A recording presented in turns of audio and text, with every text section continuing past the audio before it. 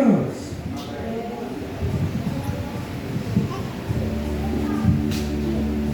Glória a Deus.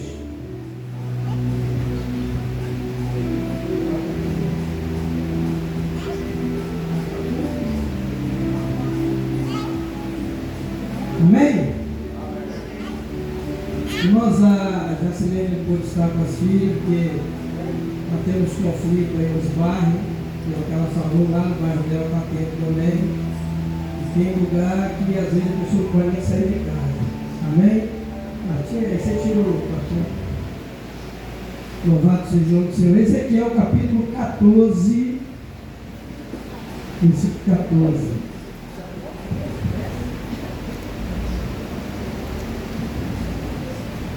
Ezequiel 14, 14.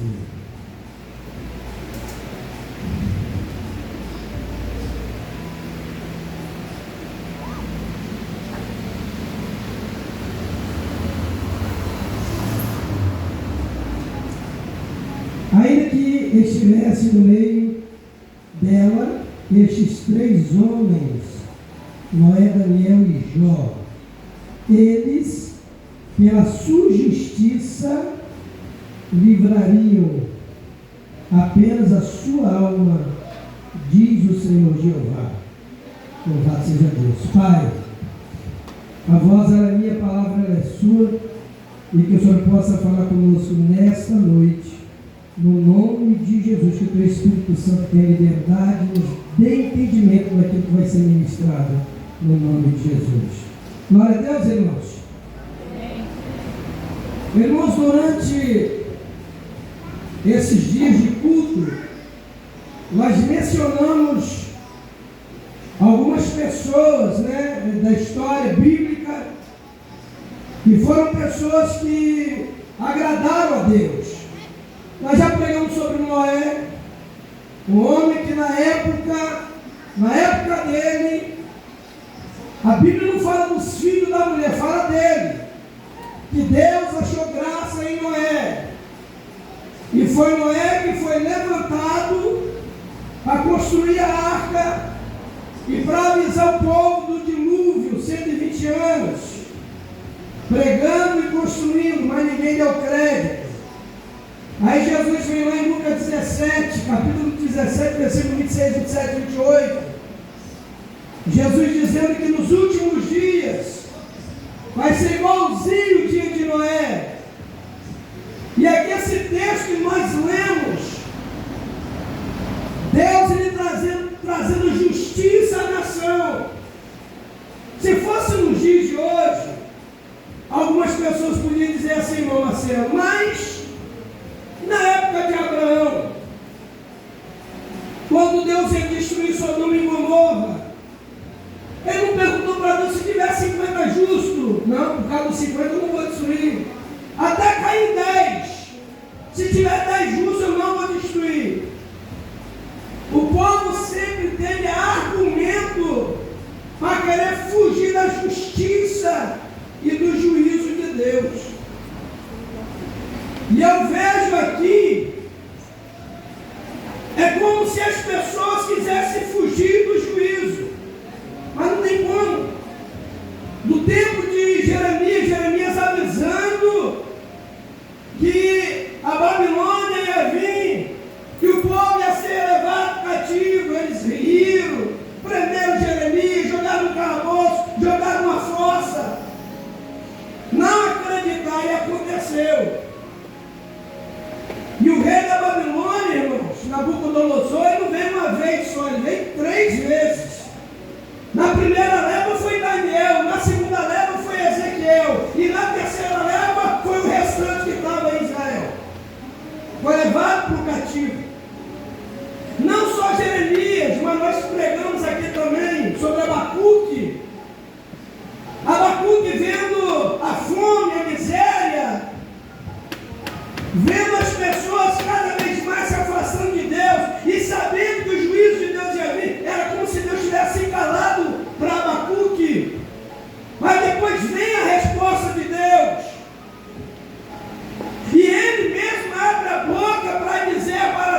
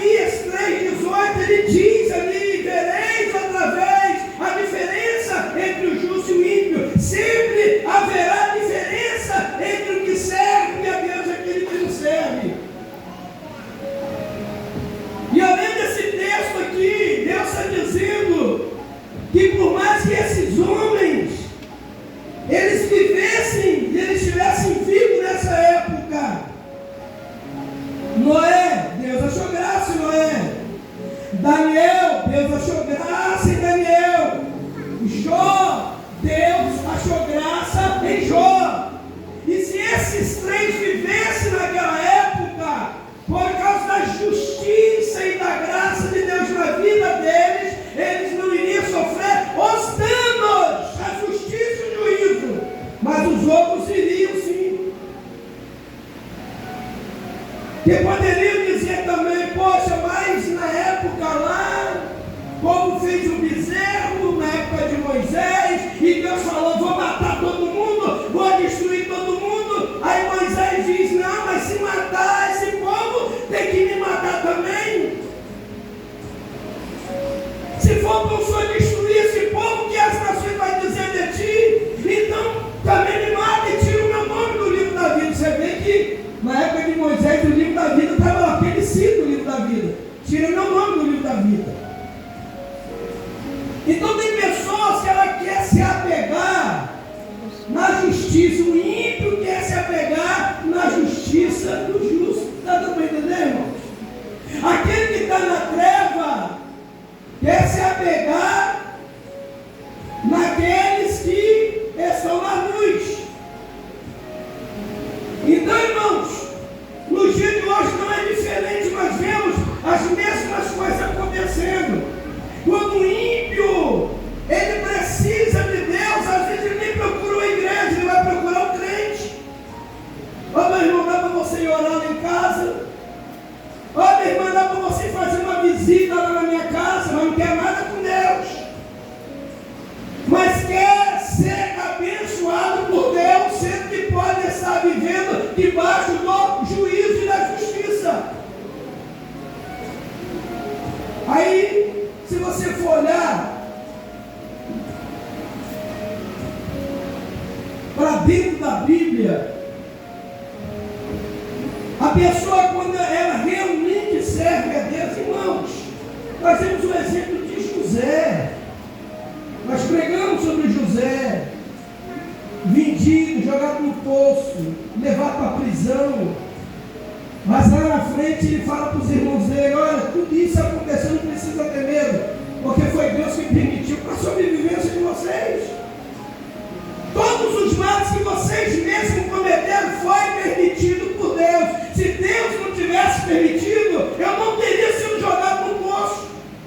Se Deus não tivesse permitido, eu não teria sido jogado na prisão. E é isso que a gente tem que colocar no nosso coração. Somos completamente independentes de Deus. Mas tem uma palavra que Jó disse para a esposa, porventura Deus iria permitir só as coisas boas. Faz o celular abaixo, eu me ligo esse som aqui. Então, irmãos, quando nós servimos a Deus, teve um outro exemplo aqui, Asaf. Asaf era sacerdote, e Asaf também era instrumentista, era cantor. Mas Asaf, ele questiona Deus, porque ele observava, assim como você observa as coisas. Ele era servo, era da tribo de Levi, era sacerdote, mas ele questionava. E não foi uma nem duas vezes, mas várias vezes ele questionou. Por que que o ímpio prospera e o justo às vezes fica passando necessidade? Não vê esse questionamento às vezes? Por que que aquele que não quer nada com Deus às vezes tem de tudo, e às vezes aquele que obedece a palavra às vezes passa por privação? Aquele que não quer nada com Deus está cheio de saúde para dar e para vender, e aquele que serve a Deus uma vida de oração de obediência à palavra às vezes vive padecendo com uma enfermidade. Aí vem uns pontos de interrogação. Está dando para vocês entenderem? Vem uns pontos de interrogação. Porque a gente vem para a igreja. Alguns têm o seu momento de devocional. O que eu acho bacana no meu gênero é isso aí. Os momentos de devocional dele. O que é um momento devocional? Você dobra o teu joelho, faz sua oração, ou você lê um pedaço pedaço da Bíblia antes, um salmo, um versículo, você lê alguma coisa da Bíblia antes, e depois você vai orar, isso é devocional. Tem gente que faz uma vez, duas vezes, Daniel fazia 3 vezes ao dia. O devocional antes de dormir, não é só dobrar os joelhos, Senhor, obrigado pelo dia, tarde, à noite, obrigado pelo dia que está vindo. Não. Tem gente que tem como costume devocional antes de dormir, pega a harpa, canta o hino da harpa, depois vai ler um versículo da Bíblia, é ele Deus. Às vezes ninguém da casa ajuda, e às vezes até questiona, mas ele pode ou cantar um louvor, adoração, ou pode cantar um louvor da harpa, ler um texto da Bíblia, tirar um minuto de oração e deitar. Isso é a devoção, é devocional. E eu vejo aqui pessoas, irmãos, porque quando você vê a história de Noé, é uma maravilha, foi justo, mas olha o que Noé passou, desde que começa até o fim da jornada dele. Olha o que Moisés passou, Elias, Jeremias, Ezequiel, os profetas, olha o que eles passaram. E às vezes, Jeremias questionou, o próprio Elias questionou, Moisés questionou, Abacuque, cheio de questionamento, e ele não só libera essa palavra, o justo vai viver pela fé, como também ainda que a figueira minta, ainda que não haja mais fruto na vide, que não haja mais ovelha no curral, que não haja mais mantimento, todavia eu me alegrarei no Senhor, no Deus da minha salvação.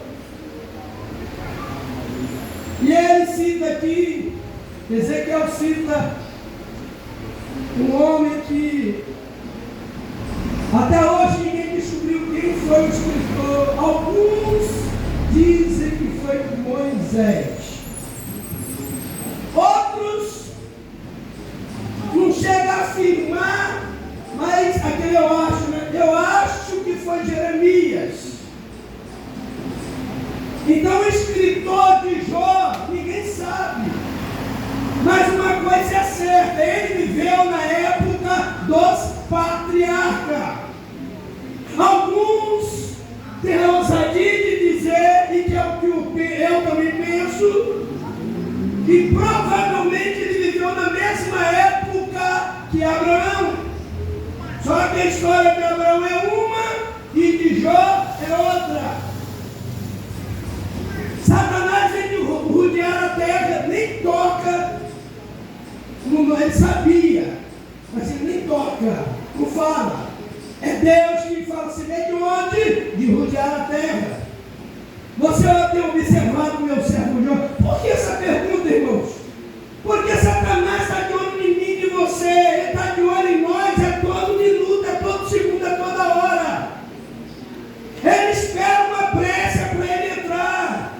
Ele espera um vacilo que você venha dar para poder entrar e acabar com a sua vida.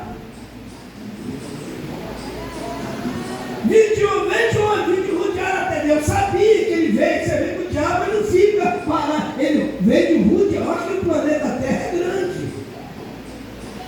Ele poderia ter falado, eu vim da Babilônia, eu vim do país tal. Não, eu vim de rodear, eu estava passeando sobre a terra.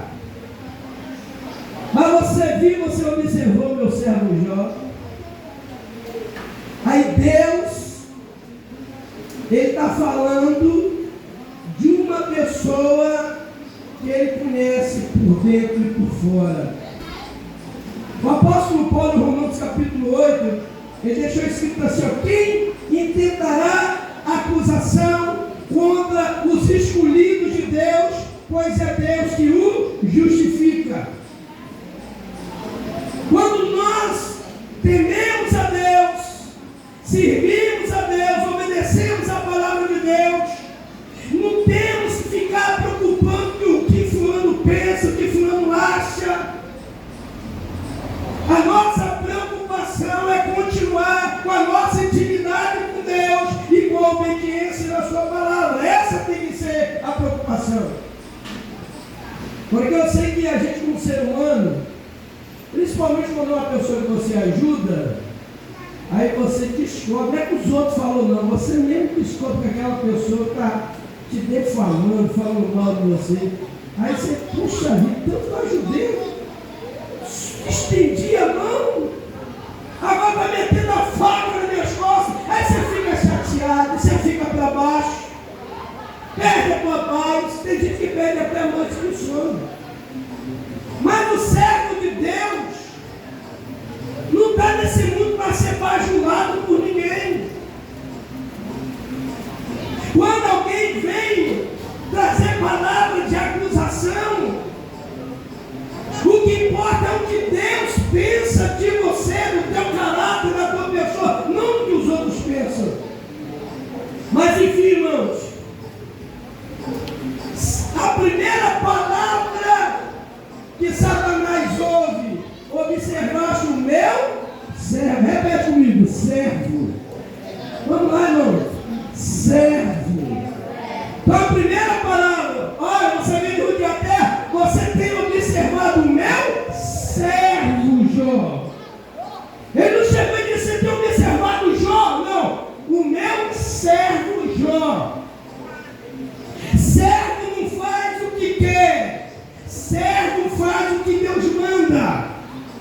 A primeira palavra: você tem observado o meu servo Jó. Aí a segunda: ele é íntegro. Terceira: ele é reto. Quarto: ele é temente a Deus. Quinto: ele se desvia do mal. Ele é sincero. Aí Deus está falando ali, um diálogo entre Deus e Satanás. É um diálogo. Deus está mostrando para Satanás que, por mais que no mundo as pessoas, algumas dêem as costas para ele, algumas não querem saber dele, tem aqueles que realmente têm sinceridade e fé no coração. Aí Satanás, claro, você deu tudo para ele. O cara é podre de rico, é o mais rico da terra.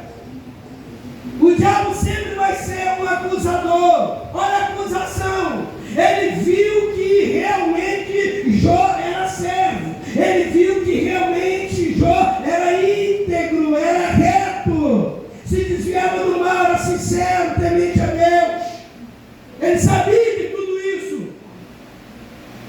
Só que ele traz uma palavra assim: por que ele é reto? Por que ele é servo? Por que ele é íntegro? Você deu tudo, o cara tem de tudo, não falta nada. Aí Deus, ele permite o diabo tocar em Jó. Você pode tocar em tudo, menos na alma. O homem que era servo, era íntegro, temente, que se desviava do mal, sincero. O que é uma pessoa sincera? É aquela que vive na verdade, não usa de engano por ninguém. Uma pessoa que tem caráter, vida com Deus, que as pessoas olham e dizem: aquele camarada ali eu respeito, é um homem de palavra. Aquela mulher ali eu respeito, era uma mulher de palavra, de caráter. Aí de repente Jó não está sabendo de nada. Aí no capítulo 1 e no capítulo 2, o mesmo diálogo. Aí o homem que o próprio Deus fala tanta coisas boas e bonitas, mas para mostrar para o diabo que o coração dele não estava naquilo que ele tinha, mas que o coração dele estava em Deus. Porque hoje tem pessoas, irmãos, que abandonam a fé, chutam o pó da barraca, qualquer coisa é motivo de se desviar e deixar de servir a Deus, qualquer coisa hoje. Ah, quer saber que eu não vou mais para a igreja, não vou mais orar, não quero mais saber de nada. Se esquecendo que não está abandonando a igreja, está abandonando a Deus. É uma troca, trocando Deus pelo diabo e trocando o céu pelo inferno. Ele perde tudo, mas mas não perde a fé. Ele perdeu seus jumentos, seus camelos, seus bois, tudo que ele tinha de riqueza ele perdeu. Agora viu uma notícia da morte dos filhos. Perder um filho dói, machuca o coração de qualquer pai, qualquer mãe. Você já pensou se eu nasci? 10 morreram a pancada só. 10 filhos morreram. O cara já tinha perdido tudo, estava pobre, não tinha nada. E agora os 10 filhos morrem. Uma palavra que você já leu, você já ouviu, eu já li, eu já ouvi e já preguei, mas a pessoa não para pensar no poder dessa palavra. Ele raspa a sua cabeça, se veste de saco, se enche de cinza. Isso era uma forma dos antigos se humilhar diante de Deus. E ele grita em voz alta: nu eu saí do ventre da minha mãe, nu para lá eu tornarei. Aí depois ele vem com a segunda palavra: o Senhor me deu, o Senhor tirou, bendito seja o nome do Senhor. A primeira palavra ele está falando da riqueza que ele tinha, um homem mais rico e poderoso da terra. Mas o coração dele não estava no que ele tinha. E tanto no perder a riqueza e perder os filhos, ele não blasfema, ele não fala nenhuma palavra proferida contra a santidade de Deus. O que ele diz é o seguinte: eu vim nu do ventre da minha mãe. Quer dizer que quando eu nasci, eu não trouxe nada, e quando eu morrer, nada eu vou levar. O Senhor me deu, o Senhor tirou. Ele estava falando dos filhos, porque filho é herança de Deus, e está na Bíblia isso. E por ser herança, você que é pai, que é mãe, não pare de orar pelos seus filhos, não pare de declarar palavras proféticas. Os ataques de Satanás não é fora. A maioria das vezes o ataque do diabo é dentro da sua própria casa. Satanás, ele faz de tudo para colocar ódio, raiva, rancor no teu coração, para você perder a fé e parar de orar e achar que não tem mais jeito. Mas tem jeito sim. Lucas 1,37. Você não dá uma rasgada a Bíblia, Lucas 1,37. 1,37. Porque para Deus nada é impossível. Para Deus não existe impossível. Nem que tem que botar na cadeira de roda. Irmãos, quando a gente quer Deus fazer alguma coisa, tem que explicar. Ele até sabe. Antes de abrir a sua boca, ele sabe. Ele quer que você não perca a fé. Ele não quer que você perca a esperança. Ele quer que a tua fé, independente da adversidade do levante, do que acontecer, a tua fé tem que permanecer a mesma. Você já pensou, irmãos? Eu vim do ventre da minha mãe, e nu para lá eu vou voltar. Quer dizer, eu não trouxe nada, nada vou levar. Mas os filhos foi Deus que me deu. O Senhor me deu, e Ele tomou. Bendito seja o nome do Senhor. Aí não basta perder a riqueza e perder os filhos. O capeta vem tocar na carne. Irmãos, eu sou sincero com vocês, não aguentaria passar, acho 1% dessa prova. Não, dói, só da gente ouvir que dói. Você já pensou, um homem perdeu casa, gado, perdeu tudo, perdeu até a mulher. Porque a própria mulher diz para ele: rapaz, amaldiçoa teu Deus e morra. Porque ele estava pele e osso.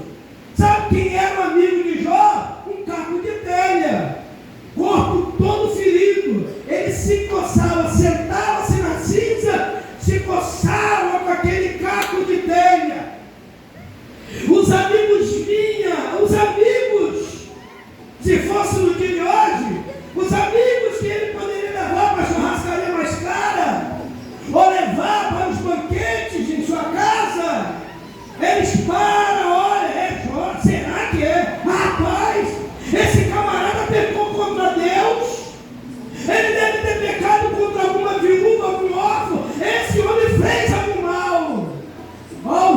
julgamento das pessoas. De Jó, o amigo de Jó ali agora, quando ele tinha tudo, ele era cercado de amigo. Talvez a esposa, amor daqui, bem de lá, queridinho. Agora a mulher, cadê a mulher? Cadê os amigos? Os amigos de longe, vendo ele se passar e ele julgando, fazendo julgamento.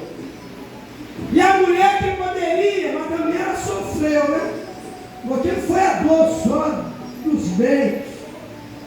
Você vê lá 10 corpos, você tem que enterrar 10 filhos. A dor, em termos de mãe, acho que a dor dela era maior do que a dele, porque a mãe gera. A mãe tem a dor do parto. Eu acho que foi maior a dor dela, mas enfim. Não sei se era com pena dele, não vou dizer que foi falta de fé, ou se ela murmurou, talvez até com pena, para acabar o sofrimento. Eu já fui em hospitais fazer visita, que dá vontade de chegar para o médico lá e falar: desliga os aparelhos, podem ir embora. É sofrimento, é muita dor. Aí ela olha e diz: amaldiçoa não, Deus de boca, mas acaba com o sofrimento. Olha a palavra, o mesmo homem que disse: luz saí do ventre da minha mãe, lua vou voltar para lá. O mesmo homem que disse: o Senhor me deu, ele tirou, bendito seja o nome do Senhor. O mesmo abre a boca e diz: mulher, você não sabe o que você está falando. Porventura Deus só iria permitir coisas boas. E aí multiplica, Léo. Porque tem gente que fala assim: eu aceitei Jesus. É o que as igrejas ensinam isso. Aceita Jesus, vem para cá, você não vai ter mais carro velho, vai ter um carro 02. Aí tem igreja que na televisão bota até as mansões, os iates, as malas de dinheiro. Isso não é evangelho, irmãos. Jesus, ele não disse assim, que se você se convertesse, se você abraçasse a fé, que a sua vida ia ser 1001 maravilha, não. Ele disse: no mundo tereis aflição. Malaga, Sudéria, Alabassúria da Arábia. Ele disse, aleluia, no mundo você vai ter aflição. Você sabe uma pessoa em aflição? Mistura dor, preocupação, angústia, bota tudo dentro de um saco só. Uma pessoa aflita é uma pessoa desesperada. No mundo você vai ter desespero, no mundo você vai ter dor, no mundo você vai ter decepção, no mundo você vai ter angústia, vai ter aflição. No mundo tereis aflição. Mas mesmo assim, ele disse: mas tenha bom ânimo. E como é que você vai ter bom ânimo passando por tanta prova? De vez em quando eu recebo alguma ligação, e a maioria é de crente de outra igreja. Ontem mesmo à noite eu orei por uma: pastor, eu estou incomodando. Ora por mim, porque eu estou numa aflição de alma. A pessoa não precisa nem entrar em detalhes. Só a pessoa falar isso, você já imagina. E às vezes, você também está em aflição de alma. Às vezes você também está passando em um momento difícil. Você é aquela botijinha com aquele pouquinho de azeite. Vou orar o quê? Eu também estou precisando de uma oração. Eu também estou precisando de uma palavra profética sobre a minha vida. Eu também estou na espera do milagre. Mas você é a botijinha. E botijinha é para encher vasos, como diz a Bíblia. Às vezes, quando você está no processo, não cruze os braços e continua crendo que Deus está no controle de tudo e de todas as coisas. O teu pouco azeite vai fazer milagre acontecer na vida de outros e também ser liberado sobre a tua vida. O que não pode é parar. Não pode parar. Quantas das vezes, não só aqui na Shekinah, lá na base, Às vezes sou convidado para pregar. No dia que eu sou chamado para pregar, é o dia que às vezes sabe que você está meio, não tem uma força para orar, não tem um ânimo para abrir a Bíblia, você está tão para baixo, tão para baixo. Aí é o dia que Deus mais usa. É o dia que o Espírito de Deus mais se move, se você permitir dentro de você. Porque no meio das provações, no meio das adversidades, nós temos que crer que Deus, Ele tem cuidado de nós. Eu não vou entrar na história de Jó, porque como eu falei aqui, tem um Asaf que vivia perguntando por que o ímpio prospera e o justo não? Por que o ímpio está bem, está com saúde e o justo não? Talvez você já fez essas perguntas. Asaf, Jeremias. Se você for olhar os profetas, na orelha deles questionaram. Abacuque, os questionamentos de Abacuque, eu preguei sobre Abacuque aqui. Vocês sabem dos questionamentos dele. Mas por fim ele tem que abrir a boca e dizer: o justo vai viver pela fé. Tem desemprego, tem fome, a guerra está chegando aí. O mal está espalhado. A idolatria, está tudo acontecendo mesmo. Mas eu sou justo e eu tenho que ser exemplo. Eu tenho que viver pela fé. E que fé é essa? Não é fé daquele que está no governo da terra, mas na fé daquele que está no governo de todas as coisas, o nosso Deus. Aquele que governa todas as coisas. Por que eu disse que eu não tenho condição de enxergar 1% da prova de Jó? Eu não sei se Deus encontrar com o diabo, o que ele falaria de mim hoje. Mas é maravilhoso você. E olha que Jó era servo, Deus está chamando ele de servo. Mas a Bíblia diz que ele não conhecia Deus, como passou a conhecer depois da prova, não. Ele foi conhecer Deus depois da prova. Tanto que ele abre a boca e diz: eu sei, eu creio que o meu Redentor vive. Ele sabia que o Deus dele, o nosso Deus, ele é vivo. Agora ele vê a pessoa, ia chegar para o diabo e dizer: cara, está vendo uma coisa lá? Meu servo. Está vendo Marcelo? Ele é íntegro. Está vendo Léo? Se desvia do mal. Se Deus, se ele tivesse condição de falar tudo que falou de Jó, mas se falar pelo menos uma coisa de parte do diabo, será maravilhoso, não? Se desvia do mal. Quer dizer, tudo aquilo que era errado, ele sempre estava no caminho certo, nunca se desviava para o caminho ao contrário, que viesse tirar a intimidade, a comunhão dele com Deus. Perder tudo e dizer, porventura Deus iria permitir só as coisas boas, as ruins não? Muita gente se chega a Deus por causa das coisas ruins. Muita gente já está na presença de Deus. No momento que acontecem as coisas ruins, se abate, mas quando lembra que o Redentor vive, aí volta a se fortalecer e a caminhar. Aí lá na frente vai entender por que passou por aquilo lá atrás. Mas o propósito da palavra é: não perca a esperança. Passe pelo que passar, não abandone a fé. Não deixe de fazer aquilo que Deus colocou como responsabilidade na tua mão. O que Deus me deu não é responsabilidade do Antônio. O que Deus Antônio não é responsabilidade do Marcelo. responsabilidade e cada um vai dar conta a Deus por essa responsabilidade. Se eu fosse fazer a obra de Deus só quando eu estivesse bem,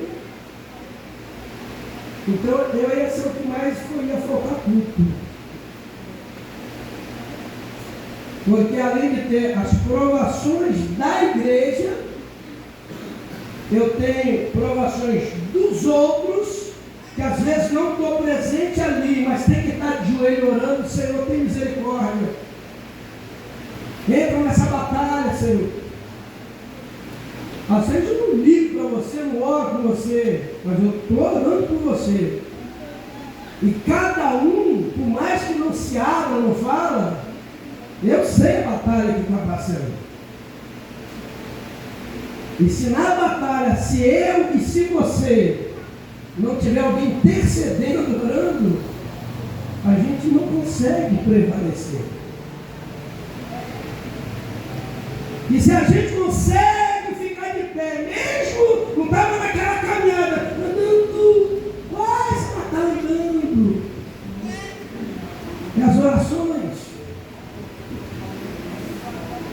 Então a palavra dessa noite é: se acontecer coisas boas, glorifique e agradece.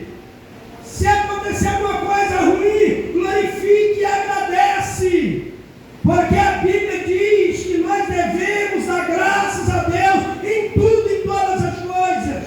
Por mais que pareça bom aos nossos olhos, ou que pareça ruim, não importa se é ruim, se é bom. O que importa é que a nossa vida está nas mãos daquele que cuida e não vai permitir Satanás prevalecer sobre as nossas vidas.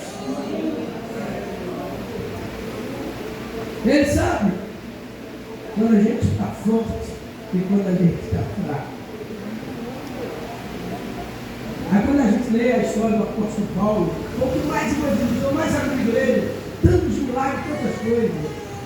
E quando chega em Filipenses 4,13, todo mundo gosta desse versículo. Tem gente que cola na geladeira, cola no carro, na porta da casa. Eu posso todas as coisas naquele que me fortalece.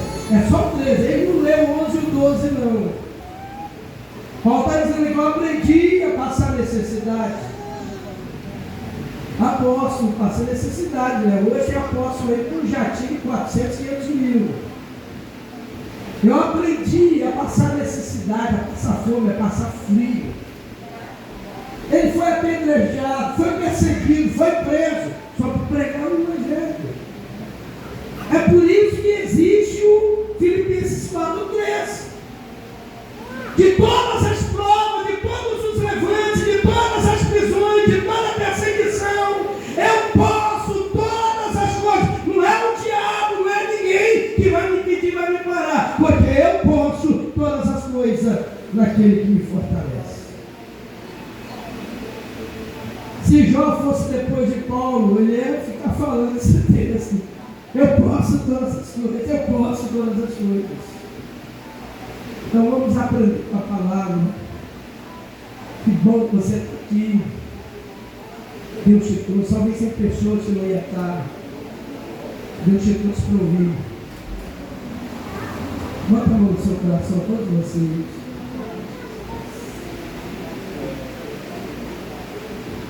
Sabe o que é bom? Não tira a mão do coração, não. Sabe o que é bom? Porque você não é Deus. Você é um ser humano. Eu sou um ser humano. Lá de cima ele olha para nós. Ele sabe que nós somos como fumaça, como pó, como a poeira que o vento leva. E o amor dele é muito, mas é tão grande, que ele permitiu o próprio filho morrer para que você não morresse, para que você tivesse vida. Mas ele conhece teus defeitos, meus defeitos. Ele conhece as tuas fraquezas. Se o crente que levantasse a mão para Jesus e nunca mais tivesse fraqueza, ia ser uma bênção, né, meu irmão? Mas nós temos os nossos momentos de fraqueza, porque somos carnais. mesmo tendo o Espírito Santo, ele habita dentro de um pedaço de carne.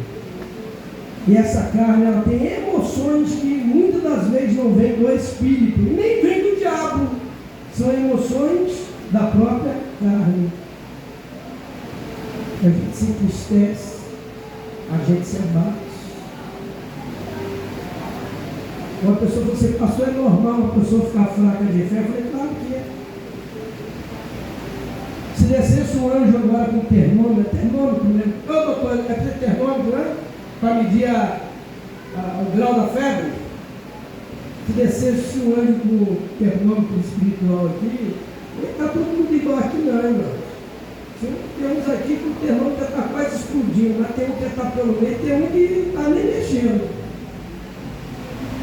Porque nem todo mundo pensa do mesmo jeito, nem todo mundo tem a mesma capacidade de caminhar por um outro caminho. Mas a gente se esforça. É por isso, eu vou encerrar aqui, é por isso que Deus falou para Josué: esforça-te e tenha bom ânimo. Não tem como você dizer que você tem ânimo se você não se esforçar. Orava 1 hora, meia hora, não está conseguindo orar pelo menos 10 minutos, 5 minutos, mais hora. Não consegue ler a Bíblia todo dia, lê pelo menos um versículo durante o dia. Esforça-te, porque toda tempestade, quando ela se forma, e mesmo que seja destrutiva, a tempestade ela não fica, ela se forma, ela passa, ela se vai. Mas assim como o ser humano tem o poder de reconstruir o que foi destruído, Deus te dá poder de reconstruir o que está querendo ser destruído por causa da tempestade que você vai enfrentar. Mas toda tempestade é passageira. Que haja paz no teu coração, que a fé possa aumentar na tua vida. Amém? Louvado seja Deus, irmã Maria. Louvado seja o nome do Senhor. Pastor Antônio, faz favor.